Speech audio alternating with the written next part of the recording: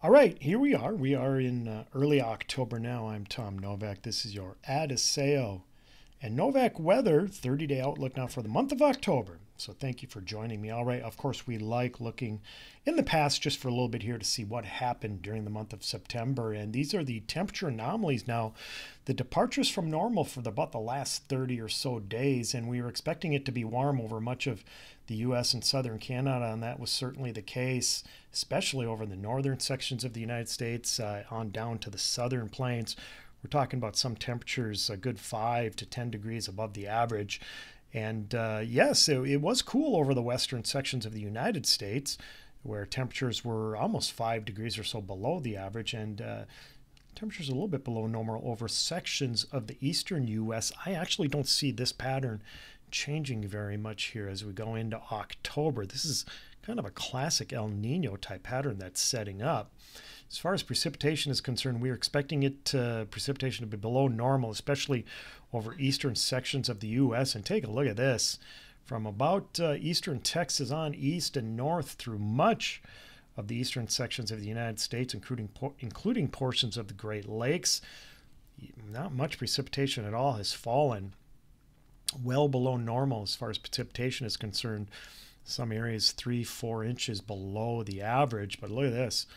Out in the western sections of the U.S. and even the northern sections of the U.S. where they really need the rain, they got some precipitation 1, 2, and in some areas 3 or 4 inches above the average.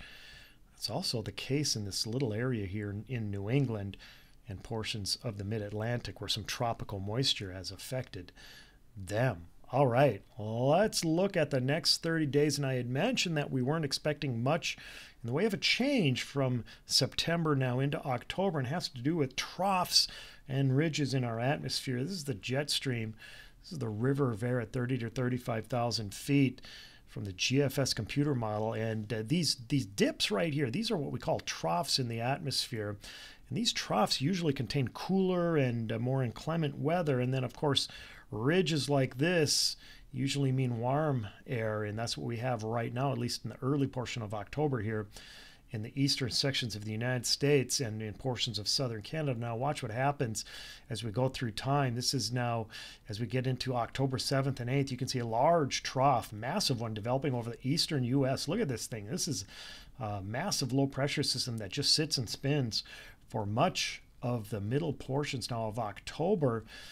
And then as we get into, let's be the later half of October now, in the October 20th to 25th time frame, look at how another big massive trough now develops off the, or on the western sections or 1/3 of the United States, and again another one over the eastern U.S. that would leave a ridge and high pressure over the central portions of the U.S. on into southern Canada. So long story short, I think we can expect cooler and maybe even some cloudier weather out in the western sections of the U.S. and over the eastern sections of the U.S., while warmth builds over or continues to dominate much of the central northern U.S. into southern Canada. That would include Saskatchewan, Manitoba, and Ontario. You can see it a little bit better when we look at the 500 millibar heights in the atmosphere. These are thicknesses in our atmosphere, and blue areas are inclement and often cooler areas, and red areas are warmer areas, some areas that have much above average temperatures. And this is the European computer model guidance. Look what it has for here for early October. This is why it's been pretty warm over the central and eastern sections of the U.S. But watch what happens as we go through time. There is that massive trough over the eastern sections of the U.S. and portions of southern Canada. Meanwhile, a ridge builds in Saskatchewan, Manitoba, Alberta on south through much of the central and southern United States. This is right around October 10th, by the way. You can see the timestamp up here.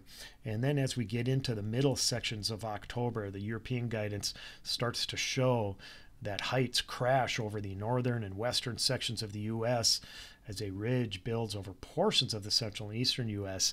Again, that just tells you that we're going to have these troughs over portions of the western U.S. and eastern U.S., while a ridge will be more predominant across the central portions of the United States. All right, let's look at the temperature forecast now. This is from Adiseo and Novak Weather. I am expecting above to much above average temperatures from southern Canada. So again, from Oh, Saskatchewan, Alberta, Manitoba on south to the central portions of the southern U.S. And then here are those cooler than normal areas over the coasts, the western coasts of the United States.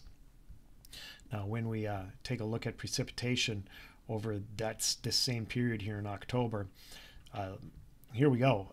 With that warmer air, I think some moisture is going to be able to flow north from the Gulf of Mexico on north into the upper Midwest and portions of the southern prairies of Canada. So I do expect above average temperature over a good chunk of the central, southern U.S. and into southern Canada.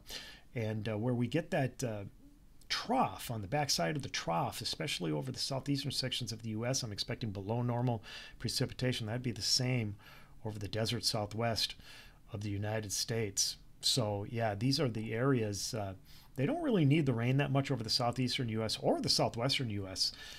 So this is actually good news that rain is expected in Texas and Louisiana. You can see that here. We look at the drought concern map now, and this is from the Drought Monitor over the United States, the lower 48, and look at how the drought is a major concern here, exceptional to and extreme droughts over New Mexico, Texas, Louisiana, on north into scattered areas of the central U.S. and the upper Midwest. So they need rain in these areas, and I think they're going to get it. Meanwhile, where we don't have much of a drought, I think it's going to be dry here for much of October. So actually everything is playing out in a good fashion and form here as we go into October. And just a quick peek at the North American drought map now.